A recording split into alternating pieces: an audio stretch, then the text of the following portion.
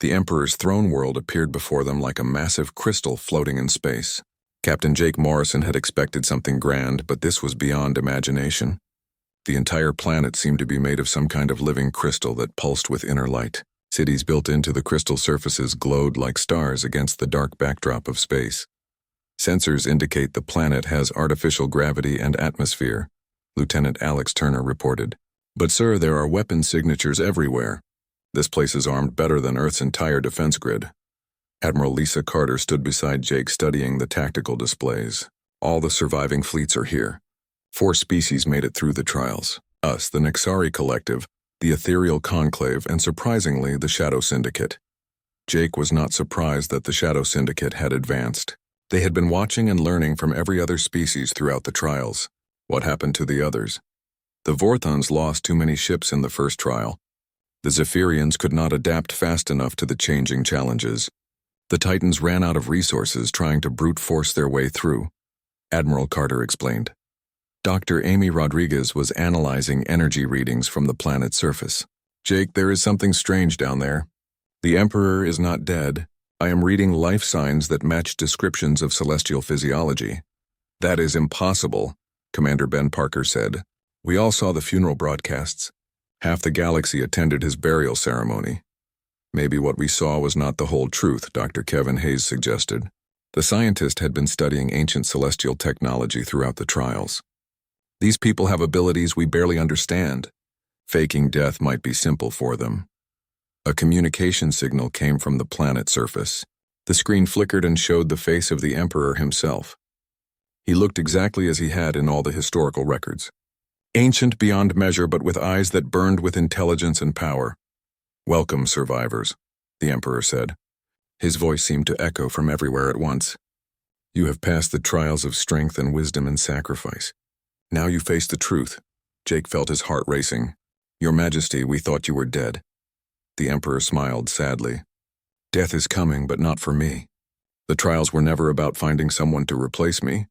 They were about finding someone who could unite the galaxy against a threat that approaches from beyond the stars. The main screen changed to show images of deep space. Dark shapes moved between the stars like predators hunting in an ocean of night. The ships were enormous and completely alien in design. The Devourers, the Emperor continued. They have consumed 3 galaxies already. My people detected them years ago but kept the secret to avoid panic. They will arrive in this galaxy within 5 years. Admiral Carter stepped forward. Why did you not warn the Galactic Council? We could have prepared defenses. Because the galaxy was too divided to fight such an enemy, the Emperor said. Each species cared only for their own worlds. The Devourers have faced thousands of civilizations like that. Divided enemies are easy prey, Jake began to understand. The trials were meant to find someone who could bring the species together. Exactly. Each trial tested different aspects of leadership. But more importantly, they forced the competing species to witness each other's strengths and learn to respect one another. Suddenly, alarms began blaring throughout the human fleet.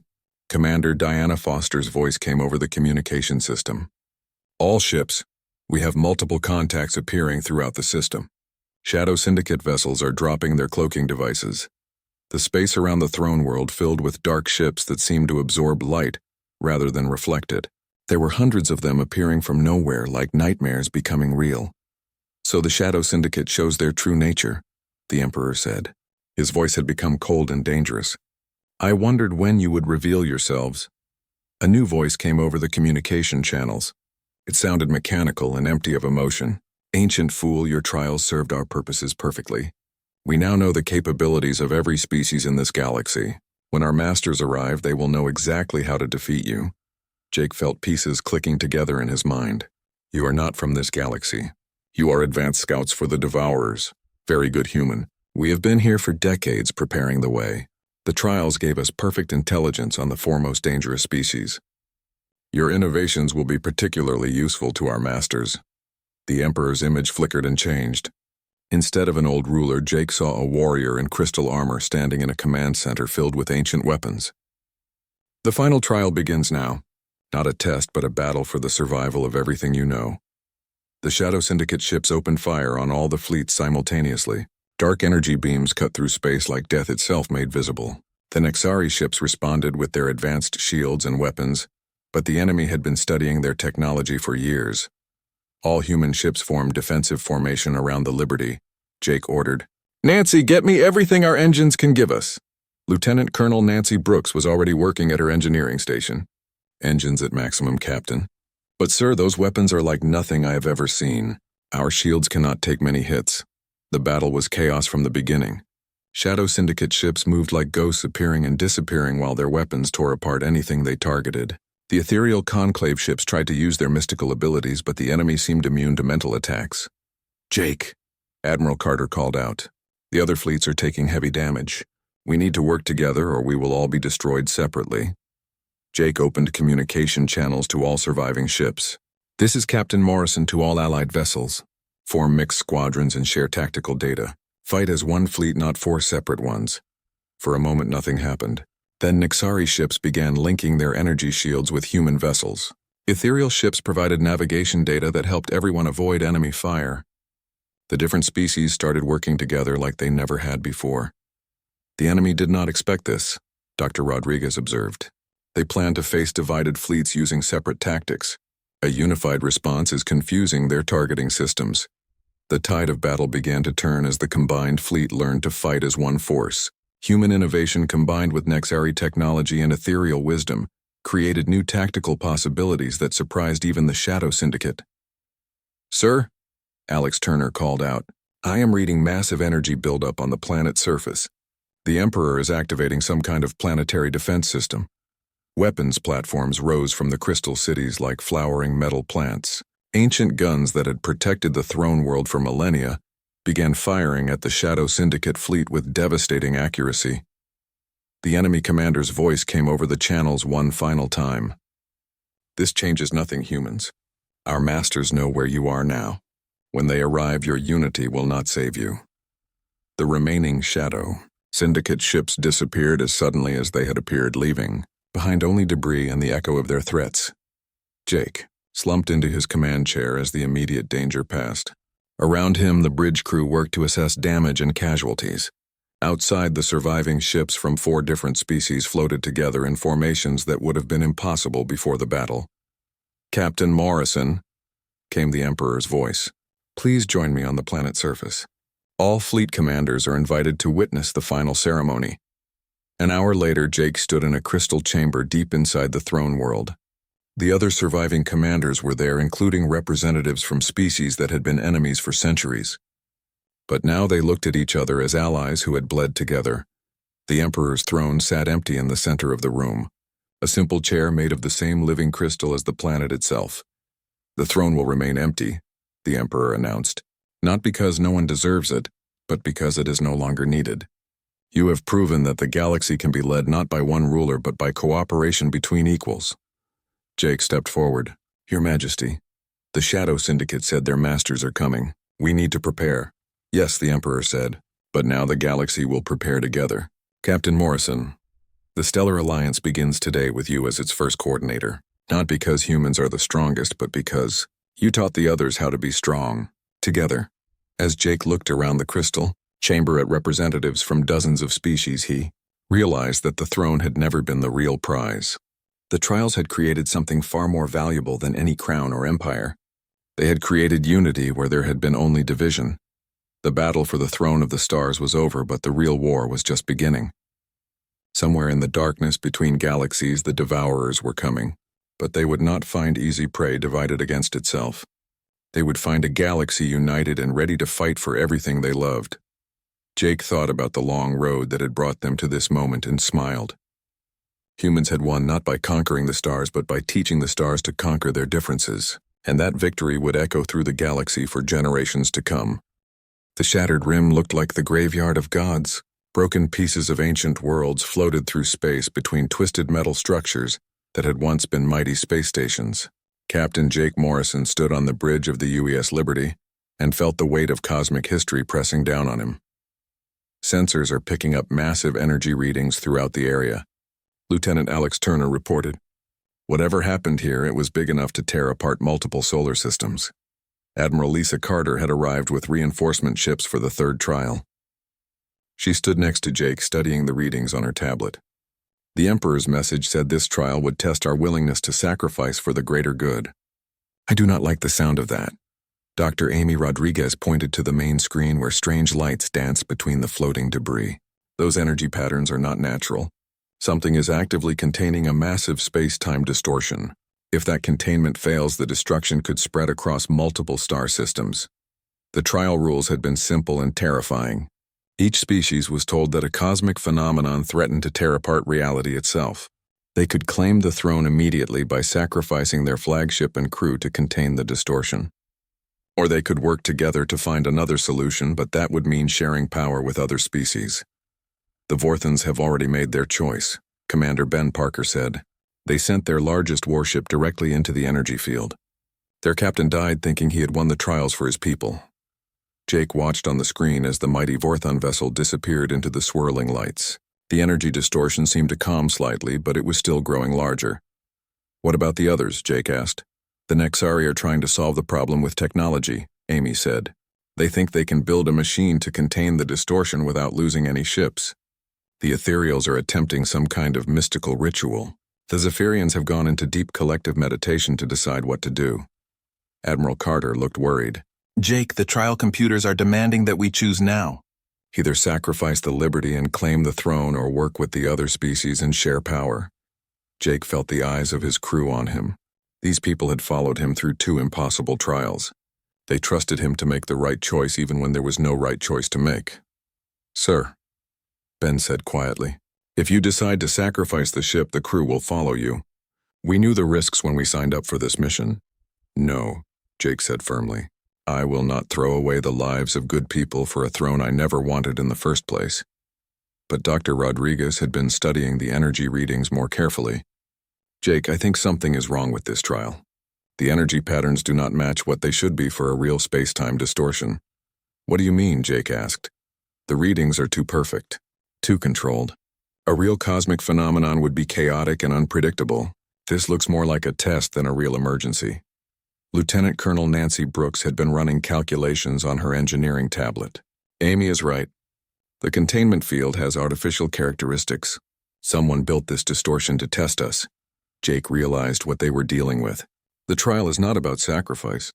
It is about the willingness to sacrifice. The Emperor wanted to see which species would put others before themselves.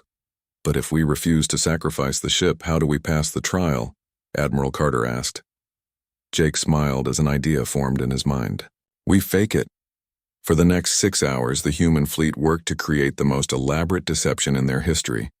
Using advanced holographic technology and careful manipulation of the energy readings they made, it appeared that Jake had flown the Liberty directly into the cosmic distortion.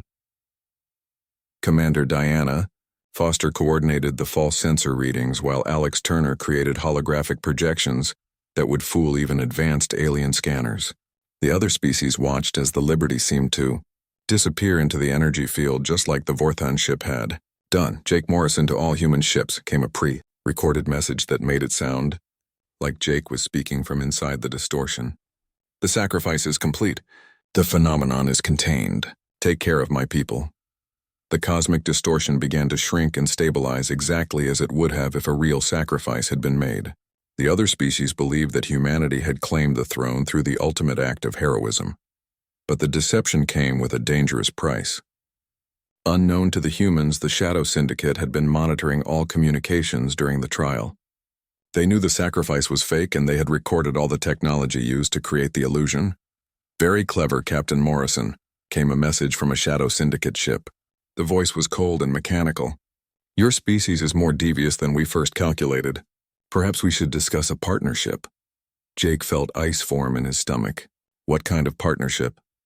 The kind where we do not reveal your deception to the other species. In exchange, humanity agrees to certain arrangements when this competition is over. What arrangements? Admiral Carter demanded. Nothing too difficult. We simply want access to human technology and tactical thinking. Your species has shown remarkable innovation in these trials. We find that valuable. Jake realized they were being blackmailed. The Shadow Syndicate could destroy humanity's reputation and chances of winning by revealing the faked sacrifice. But agreeing to their demands would make humans their servants. We need time to consider your offer, Jake said. Of course. You have until the final trial to decide. As the Shadow Syndicate ships disappeared into the darkness, Jake knew that the real battle was just beginning. The trials had been tests of strength and wisdom and sacrifice. But the final challenge would be something much more dangerous. The other species were starting to see humanity differently now. The Nexari had sent diplomatic messages expressing interest in human problem-solving methods. The Ethereals wanted to study human philosophy and ethics. Even the aggressive Vorthons were showing respect for human tactics. "Sir," Amy said, "I think the Emperor planned this. He wanted to find a species that could unite the others not through force but through inspiration." "Maybe," Jake said. "But first we have to deal with the Shadow Syndicate. Something tells me they have been planning this from the beginning." Admiral Carter placed a hand on Jake's shoulder. "Whatever they are planning, we will face it together. That is what humans do best." Jake looked out at the stars and wondered what the final trial would bring. The throne of the stars was within reach, but the price of claiming it was getting higher with each test. Soon they would learn whether humanity's greatest strength was enough to overcome their most dangerous enemy. The Shattered Rim had tested their willingness to sacrifice for others. Now Jake suspected they would need to sacrifice everything to protect the galaxy from a threat they still did not fully understand. The Shadow Syndicate knew too much about human capabilities, and they were planning to use that knowledge for something terrible. As the human fleet prepared to leave for the final trial, Jake made a silent promise to his crew and to the billions of people counting on them. Whatever the Shadow Syndicate was planning, humanity would be ready. They had come too far and learned too much to fail now when the galaxy needed them most. The archive worlds hung in space like 5 glowing pearls around a dying star. Captain Jake Morrison watched through the main screen as the ancient sun flickered and pulsed with unstable energy. Dr. Kevin Hayes stood beside him holding a tablet full of calculations. That made Jake's head hurt just looking at them. "The star will go supernova in exactly 72 hours, Kevin said. His voice was calm, but Jake could see worry in his eyes. "When it explodes, every planet in this system will be destroyed." The second trial had brought all the surviving fleets to this doomed system. The rules were simple but cruel. Each species had the technology to save only 3 of the 5 worlds. They had to choose which civilizations would live and which would die. Billions of people waited on each planet not knowing their fate depended on alien visitors. "What do we know about each world?" Jake asked. Dr. Amy Rodriguez pulled up information on her screen. The first planet has a warrior culture similar to ancient Earth. They are brave but primitive. The second world is full of scientists and engineers who have built amazing cities. The third planet is home to artists and philosophers who create beautiful works. The fourth world has farmers who feed the other planets. The fifth planet has children mostly. It is like a giant school where the young of all species learn together. Jake felt sick to his stomach. How could anyone choose which of these worlds deserved to live? Every planet had value and meaning. "Sir, the other species are already making their choices," Commander Ben Parker reported. "The Vorthons have decided to save the warrior world and the 2 planets with the most strategic value. The Nexari are calculating which worlds have the most advanced technology worth preserving." "What about the ethereal conclave?" Jake asked. "They are meditating to determine which worlds have the highest spiritual development," Amy said. "The Zephyrians are following some kind of collective decision process. We cannot figure out their logic." Lieutenant Colonel Nancy Brooks walked onto the bridge carrying engineering reports. Nancy was the best problem solver in the human fleet. If something seemed impossible, she was the person who found a way to make it work. "Captain, I have been studying the star and the planetary orbits," Nancy said. "There might be another option." "What do you mean?" Jake asked. Nancy spread her tablet screen onto the main display. "What if we do not accept the rules of the test? What if we try to save all 5 worlds?" Ben shook his head. "Nancy, the trial specifically says we only have enough evacuation ships and resources to save 3 planets. It is mathematically impossible to save more." "Not evacuation," Nancy said with a smile. "Relocation." Jake looked at the orbital diagrams Nancy had created. "You want to move the planets?" 2 of them, Nancy said. "The outer planets are far enough from the star that we might be able to push them into safe orbits using controlled gravitational manipulation. We save 3 worlds through evacuation and move 2 worlds to safety." Kevin Hayes studied the calculations carefully. "Nancy, this has never been attempted on such a massive scale. The energy requirements alone would drain our entire fleet. And if we make even a small mistake, we could destabilize the orbits of all 5 planets." So instead of losing 2 worlds, we could lose all 5, Ben said. Jake walked to the main screen and stared at the dying star. Every few minutes it would pulse brighter as internal fusion reactions became more chaotic. Time was running out for billions of innocent people. What do you need to make this work? Jake asked Nancy. Every ship in our fleet working together. We would need to position gravitational generators at precise points around 2 planets and fire them in perfect sequence. The timing has to be exact or the planets will be torn apart. Amy looked worried. Jake, even if this works, our fleet will be too damaged to continue in the trials. We would be giving up any chance of winning the throne.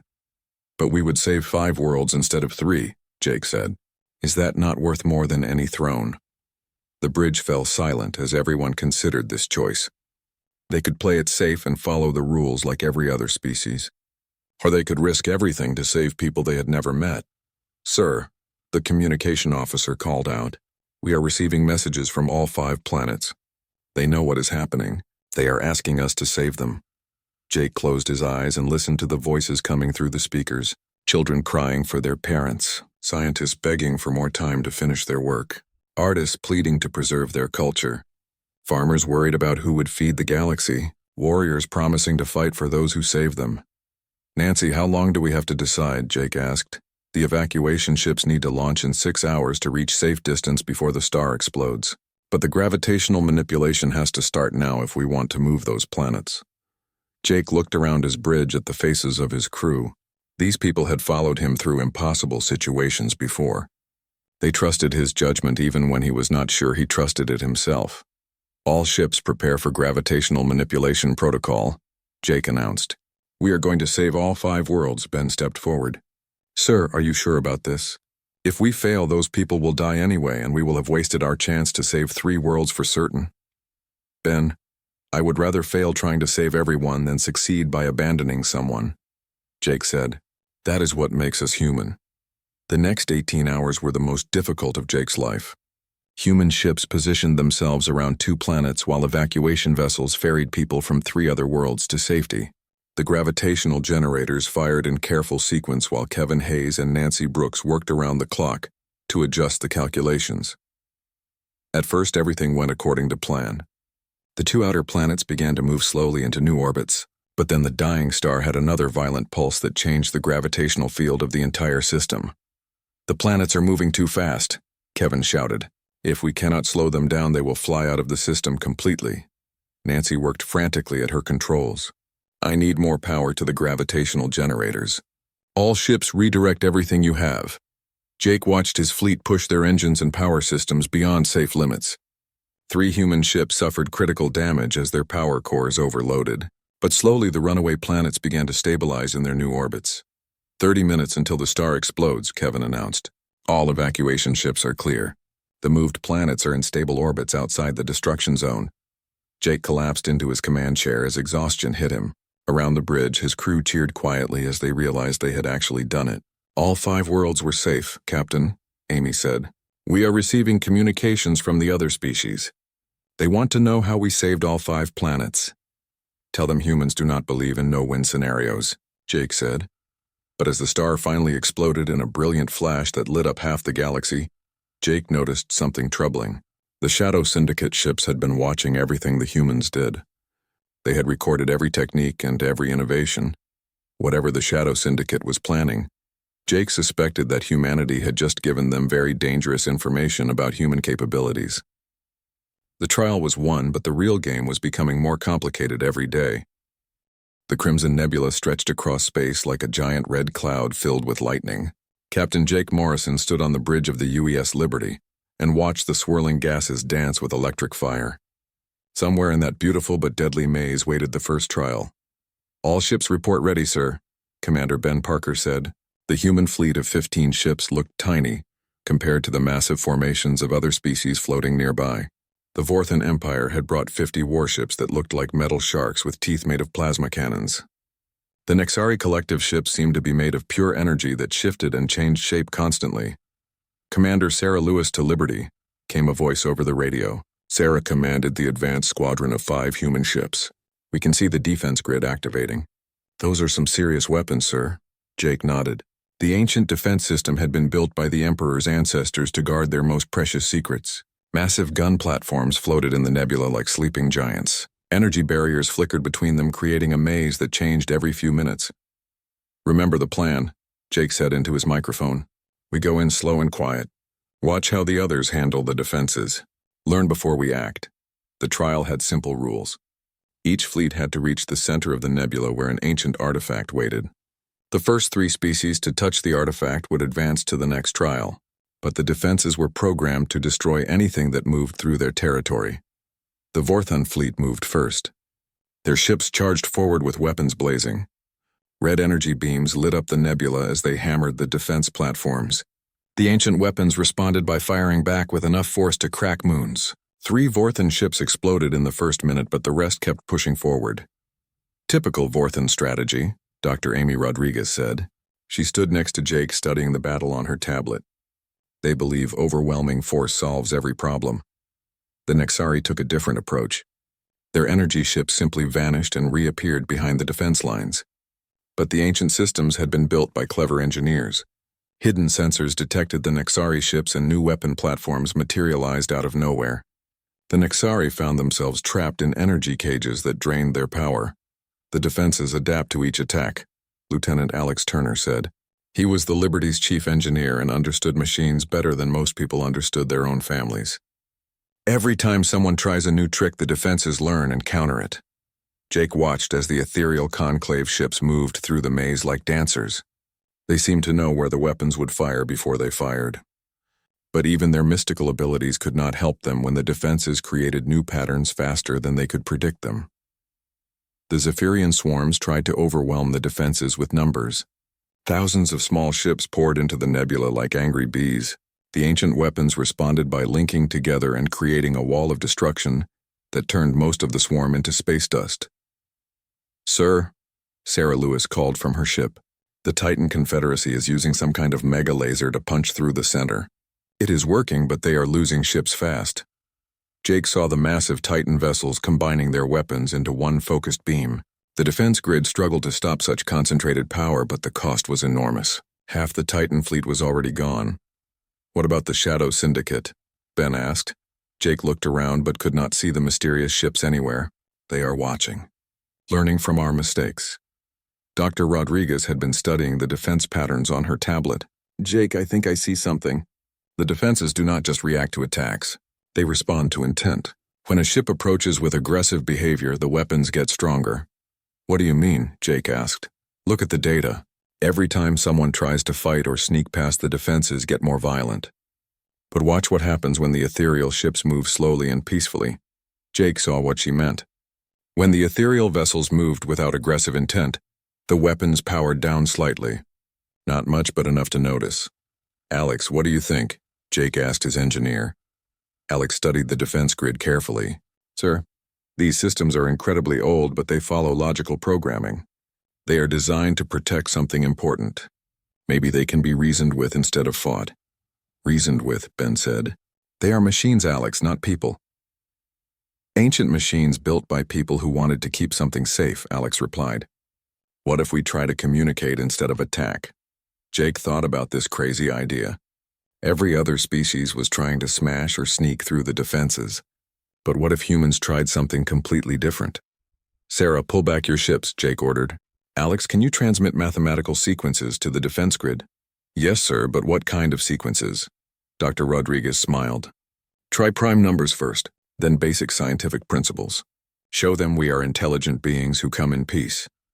The human ships moved slowly toward the defense grid while transmitting mathematical formulas and scientific data.